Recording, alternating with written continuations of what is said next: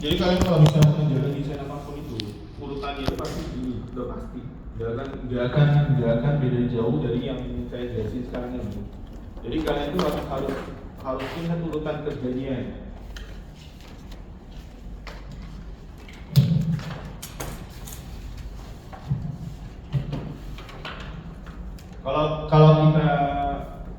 Kalau kita bicara mendesain itu sebenarnya kalau bisa dikelompokin cuma ada 3, bahkan cuma 2. Sebenarnya kalau misalnya kamu bilang di dalam desain itu cuma ada sama yang namanya input, analisa, sama output. Tiga bagian besar ini doang sebenarnya kalau bicara. Nah, input ini apa? Data. Analisisnya apa? Ini ya cari permasalahannya, kompleksitasnya, dan lain-lainnya. Baru ini namanya desain kamu. Sebenarnya kalau kamu nanya saya secara garis besar, pemikiran di dalam desain itu cuma ada 1, 2, 3 langkah tok doang sebenarnya. 3 langkah besar. Nah, disinilah yang sebenarnya menjadi kunci kalian di input datanya. Jadi kalian pada saat sebelum mengatakan bahwa ada analisa yang menghasilkan sesuatu, menghasilkan kesimpulan atau namanya rekomendasi dan lain-lain pun ada di ini setelah kamu punya data. Jadi kalau kalian mengerjakan buat presentasi, ingat urutannya itu adalah mengenai data dulu. Contohnya pada saat saya pengen, misalnya tadi Aisyah mengatakan bahwa Kak, saya naruh jadwalnya si X ini, 2 ini di sebelah kanan, tapi di sebelah kirinya sudah ada namanya fasilitas. Cara berpikirnya gimana caranya kalau kamu bisa menemukan fasilitas dulu baru ini. Paham nggak maksud saya Aisyah? Jadi kalian harus membuat namanya di dalam data ini, analisis itu harus ada namanya sebab mengakibatkan. Nah, pada saat kamu membuat di dalam bot kamu mengatakan bahwa saya ada fasilitas. Fasilitas ini terjadi dari apa? Kegiatan. Kegiatan itu berarti dari apa? Dari jadwalnya. Paham nggak? Jadi urutannya itu ada urutan pembuatan di dalam bot kalian. Ini loh mengakibatkan saya harus mencari ini. Ini loh mengakibatkan saya harus membuat ini. Itu dulu. Jadi pada saat kalian menanya saya, secara kalau kalian sudah punya prinsip 3 ini, kalian paham, di dalam membuat bot itu harus urutannya ada jelas. Ingat, saya udah bilang sama kalian, bot kita itu bukan bot deskripsi 1, 2, itu bukan deskripsi, tapi flow. Ada urutannya, ada sequence-nya. Pertama kali, sebelum kita membuat apapun itu adalah kita melakukan namanya pemetaan pemikiran. Pemetaan pemikiran ini adalah kamu menjelaskan bahwa apa yang saya harus lakukan di dalam proyek ini. Kalian semua kelihatannya, karena kemarin saya minta user kalian langsung membuat usernya. Padahal proyek ini kan ada objeknya. Ada objeknya siapa? Apa tuh? Subjeknya teman kalian. Terus hasilnya apa? Desainnya. Jadi kalian pada saat membuat mind mapping di situ adalah kalian membuat mind mappingnya itu pun harus ada objeknya. Yang kamu butuhnya apa? Judulnya apa? Objek ini mau diapakan? Jenis-jenisnya apa? Jadi artinya di dalam mind mapping kalian pertama kali kalian bisa membuat apapun desain aku udah mendata dulu objeknya. Paham? Contohnya misalnya objeknya adalah apartemen X, lokasinya di mana? Lokasinya gue bilang, oh dia harus di ini, harus di ini. Ini kan pemetaan kamu. Yang mengatakan bahwa lokasinya ada di mana? Serpong, iya kan? Nah terus lokasi ini berarti ada fasilitas tadi apartemennya. Ini kan berarti kamu bilang, oh saya pada saat melakukan desain ini harus mencari ini. Ini kan? Jadi sebelum kalian ini kebetulan karena kalian udah lompat nih, makanya saya bilang saya balik. Saya balik karena kamu sudah tahu apa yang kamu harus lakukan. Benar nggak? Karena saya udah ajarin kalian kalau dalam desain itu langsung cari ini segala macam dan kalian sudah tahu. Sekarang adalah dibalik cara berpikirnya, ngerti ya? Jadi sebelum kalian membuat ini semua, kalian tuh harus tahu kenapa sih melakukan itu. Karena memang otomatis pada saat kita mendesain apapun, kita harus tahu lokasinya. Ada apa aja di dalam sana. Setelah ini semuanya, ada semua datanya yang kamu bilang, oh datanya akan mengakibatkan apa misalnya? Tematik, sosial budaya, atau siapanya. Ini kan udah selesai kan? Sampai di sini ada namanya subjeknya. Apakah ini mempengaruhi subjek? Kalau mempengaruhi kasih kredit.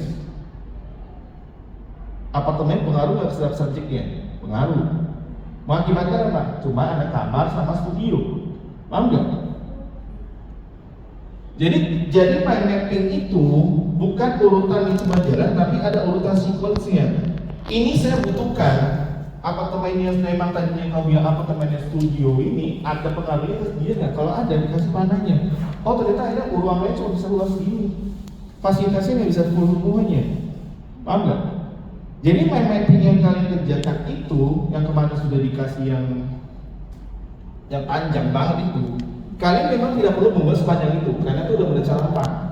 Belajar office. Tapi kalian minimal harus tahu objeknya, subjeknya, fasilitasnya apa dan mengakibatkan apa. Paham nggak? Jadi bukan cuma langsung membuat user analysis seperti ini, nah. Terus kamu naik ke saya, Kak. Yang tadi yang nomor 2-nya yang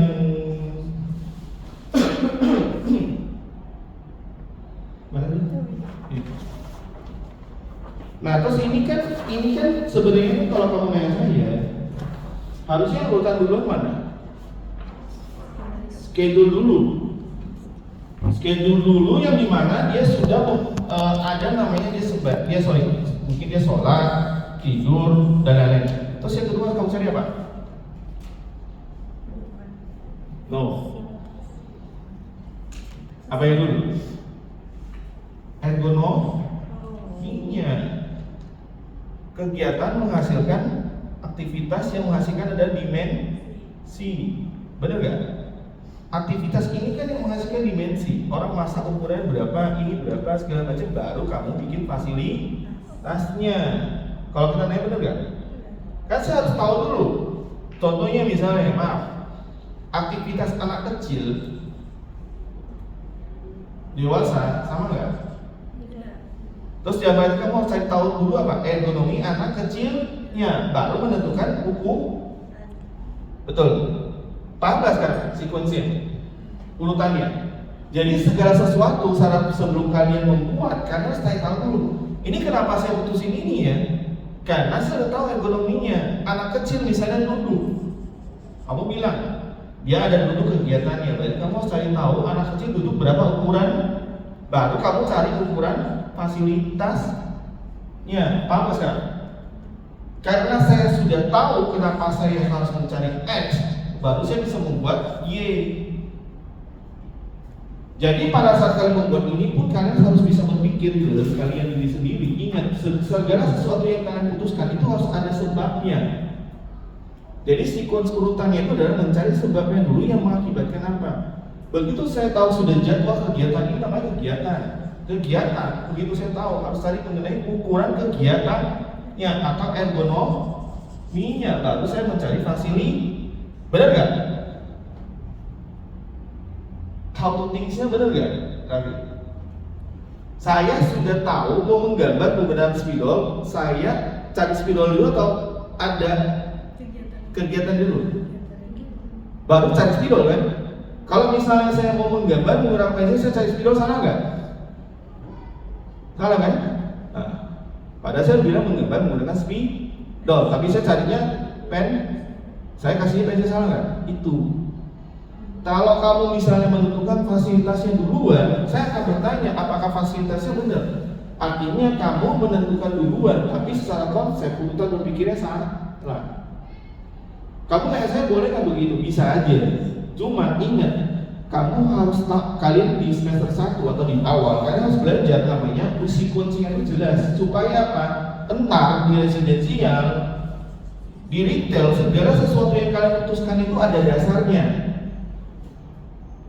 Jadi bukan kamu bilang, iya Kak, Bu, saya lihat di sana ada meja belajar, ada meja ininya, ada meja itunya, ada meja ininya. Tapi kamu tidak tahu sequence-nya. Kenapa meja itu ada? Itu fatal sekali. Ntar kalau kalian ketemu saya di office yang segitu banyak ruangannya, udah berantakan pasti. Gak tahu gimana cara membuat kegiatan atau apa sih yang benar. Oke, sini Pak. Jadi yang kalian harus kerjakan di sini pun ini, ingat, sebelum saya membuat proyek ini, apapun itu kalian harus namanya melakukan pemetaan pemikirannya. Skema pemikiran berarti saya harus mencari namanya data. Ingat, ini dulu inputnya apa di dalam skema pemikiran kalian. Saya perlu input apa aja mengenai objek itu? Pasti apa? Setiap objek pasti berbeda-beda. Paham gak?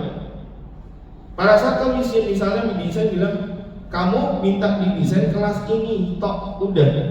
Artinya apa? Yang saya perlu datanya mengenai soal kelas ini. Tidak perlu lagi mencari yang lain. Paham? Tapi karena saya minta kalian mengerjakan ini apartemen dari gedenya duluan sampai ke sequence berarti di dalam ini kamu harus memikir berarti apa? Secara objeknya, artinya apa? Site plan-nya di mana atau namanya kita lokasinya. Lokasi ini berbicara mengenai site plan. Site plan itu bicara mengenai apa? Analisisnya. Paham nggak? Jadi kalian harus mengatakan bahwa kenapa site plan ini saya butuhkan? Karena saya mau mencari ini. Jadi mapping itu adalah sebab akibatnya. Nah, kalau memang ternyata begitu, misalnya contoh gini ya, ini objeknya adalah apartemen. Oh, kamu bikin ininya, oh di sini ada namanya lokasi. Lokasi saya butuhnya apa? Site plan-nya. Site plan saya analisis udara, angin, sama siapa lagi? Suara. Nah, ternyata tiga ini ada sekuensinya ke dalam si subjeknya. Ada nggak? Pengaruh nggak? Pengaruh, kita kasih garis nih. Jadi kamu begitu saya tanya kenapa kamu cari ini, karena kamu pengaruhi dia. Paham nggak? Udah nggak sekarang? Kalau mapping ini sebenarnya kalau kamu nanya saya apakah ada salahnya atau tidaknya, itu memang tidak terlalu bisa dikatakan bahwa ini salah, bahwa itu enggak. Tapi kalian yang harus tahu sendiri. Jadi jangan nyontek punya temen sebenarnya kalau saya bilang. Karena masing-masing mapping itu sebenarnya berbeda-beda. Tapi kalau kamu misalnya oke lah, profilnya, behaviornya, activity atau locality. Nah, locality-nya itu sama aktivitas habit itu apa? Nggak ada urusannya. Saya harusnya apa? Hobbies dan lain segala macam tuh akhirnya saya menguntungkan apartemen studio 1 belum, kan harus menghasilkan dulu. Semua sequence-nya itu adalah menghasilkan fasilitas. Reminder itu. Semua data yang saya itu harus menghasilkan namanya fasilitas yang mengakomodir itu semua data.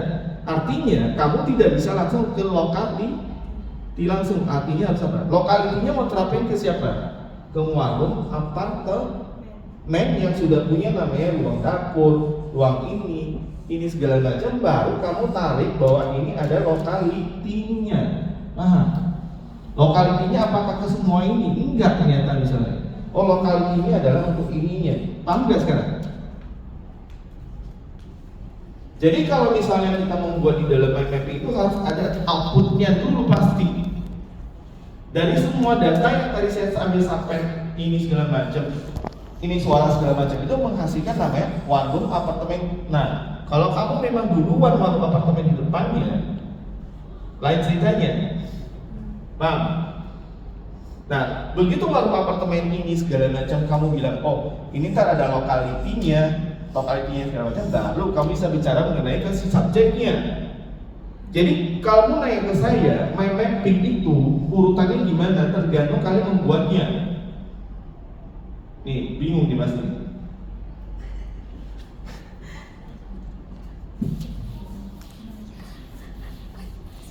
Ini ya.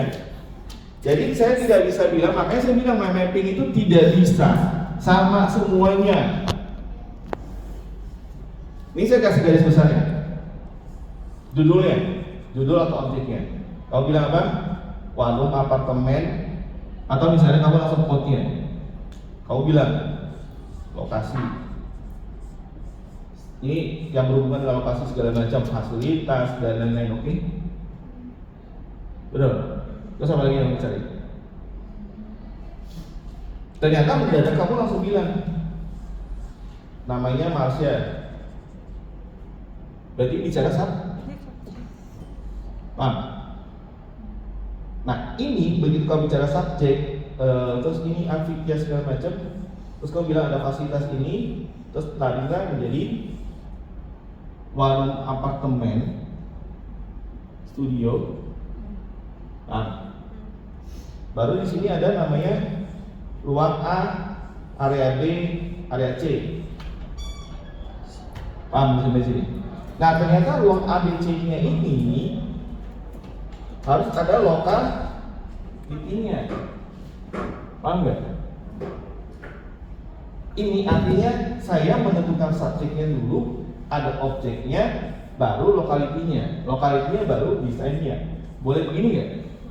Ini opsi pertama. Atau kejadian ternyata kamu melakukan di sini itu kamu terdiri warung apartemen X karena saya udah dikasih. Bedanya gini. Kalau kalian sekolah itu biasanya sudah dikasih dengannya. Terutama. Jadi kalian boleh menentukan objeknya duluan di depan. Fasilitas objeknya. Tapi kejadiannya kalau entah di berencana office yang sudah public space yang kamu harus mencari dana yang cocok terbalik. Saya harus tahu dulu objeknya siapa, fasilitasnya apa, butuhnya berapa besar. Paham nggak? Jadi mind mapping yang sekarang kalau kalian menaruhnya namanya begitu lokasi dan ini kamu taruh warung apartemen namanya tadi itu Podomoro apa dengan luas 54 meter persegi, ini sudah given, nggak bisa diutak-atik lagi kan ya?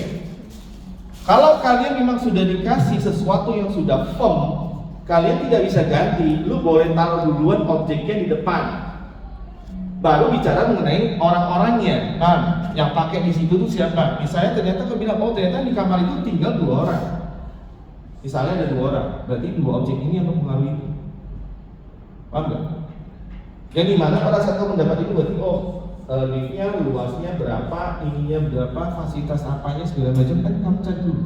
Baru di close dengan si objeknya yang dengan ada aktivitasnya segala macam. Paham? Jadi kalau misalnya di dalam rencana itu, di dalam desain itu, cara berpikirnya bisa kejadian adalah mencari user-usernya dulu, baru dibuat. Kalau kita mendesain dari nol, dari tanah kosong, saya lakukan apa? Saya tahu luasan butuhnya berapa dulu. Tetapi kalau misalnya kejadian sekarang, kalian sudah dikasih, kalian boleh taruh dulu orang yang depan, baru apartemen atau apartemen duluan itu nggak masalah, karena sudah dikasih. Tapi kalau kejadiannya misalnya, tolong dong bikinin saya atau hitungin saya kebutuhan luas rumah yang saya harus bangun dengan jumlah A, B, C, D, E dengan kira A, B, C, D, E tanpa ada dana duluan, artinya apa? Kalian fasilitasnya dulu semua, Pak. Kegiatannya dulu dijabarkan secara utuh, baru cari dananya. Itu akan kejadian di mana? Di office.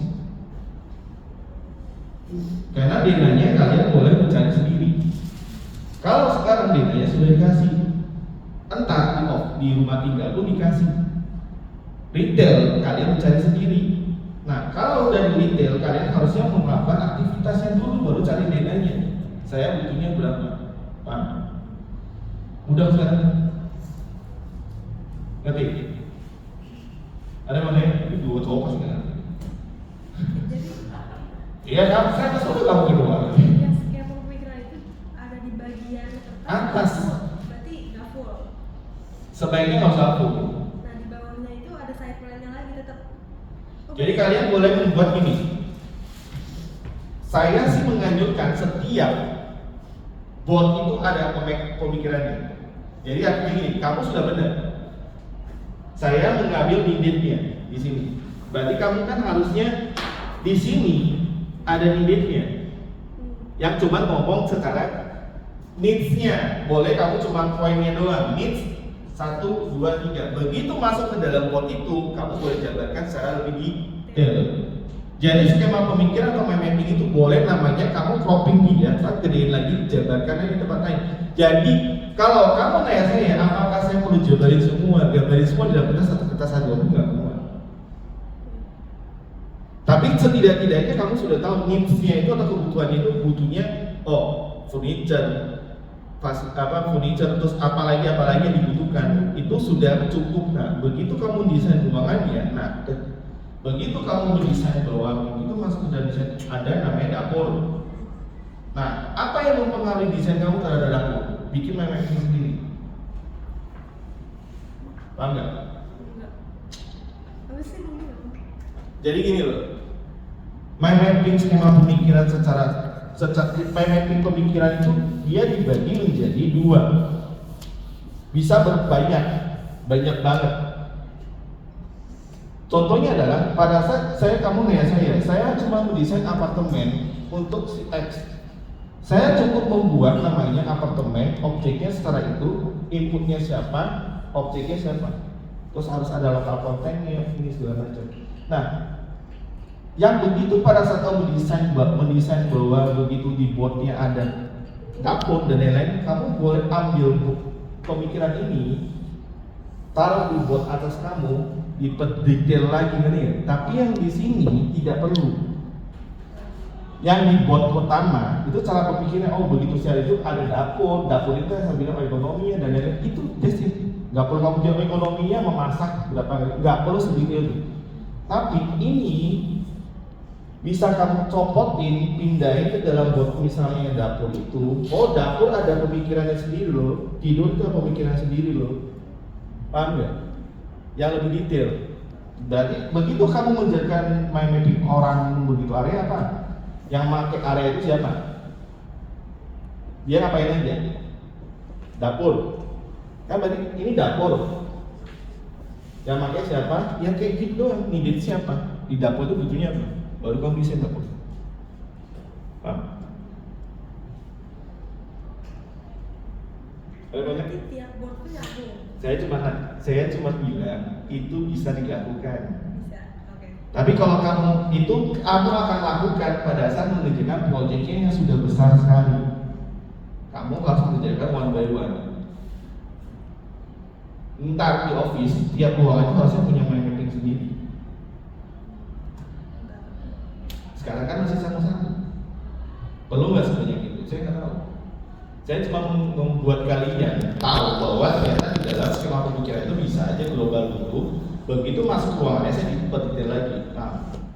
Saya bisa bikin mind mapping sendiri lagi. Apa dasarnya membuat saya membuat desain itu?